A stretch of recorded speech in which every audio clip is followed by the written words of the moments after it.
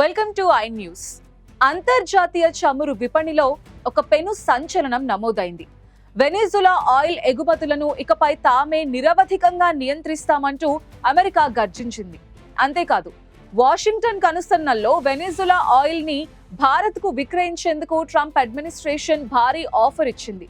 అసలు ఈ oil politics వెనుక ఉన్న అసలు వ్యూహం ఏంటి? భారత్ కు ఇది వరమా లేక వాషింగ్టన్ వ్యూహమా? ఇప్పుడు మన స్పెషల్ స్టోరీలో చూద్దాం. అగ్రరాజ్యం అమెరికా మరోసారి తన ప్రపంచాధిపత్యాన్ని చాటుకుంటోంది. వెనిజులా ఆయిల్ ఎగుమతులను ఇకపై పూర్తిగా తామే నియంత్రిస్తామని ట్రంప్ సర్కార్ ప్రకటించటం ఇప్పుడు గ్లోబల్ మార్కెట్లో హాట్ టాపిక్ గా మారింది.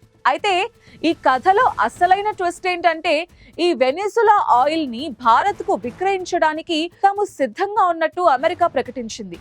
కానీ ఇది పూర్తిగా వాషింగ్టన్ కంట్రోల్డ్ ఫ్రేమ్ వర్క్ కింద మాత్రమే జరుగుతుందని ఒక కఠినమైన నిబంధన పెట్టింది.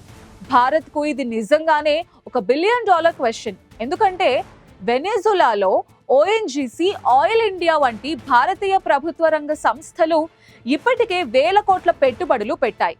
వెనిజులాలో నెలకొన్న రాజకీయ సంక్షోభం వల్ల మన కంపెనీలకు రావాల్సిన పేమెంట్స్ అన్ని మధ్యలోనే నిలిచిపోయాయి. ఇప్పుడు ట్రంప్ ఇచ్చే ఈ కొత్త ఆఫర్ వల్ల ఆ పాత బకాయిలు ఏమవుతాయన్నది ఇప్పుడు $1 మిలియన్ క్వశ్చన్. ఒకవేళ గతంలో జరిగిన నష్టాలను పట్టించుకోకుండా కొత్తగా ఆయిల్ కొనమంటే భారతీయ కంపెనీలకు భారీ నష్టం తప్పదు. మరోవైపు రష్యా, ఇరాన్ నుండి భారత్ ఆయిల్ కొనుగోళ్లను తగ్గించుకోవాలని అమెరికా భావిస్తోంది.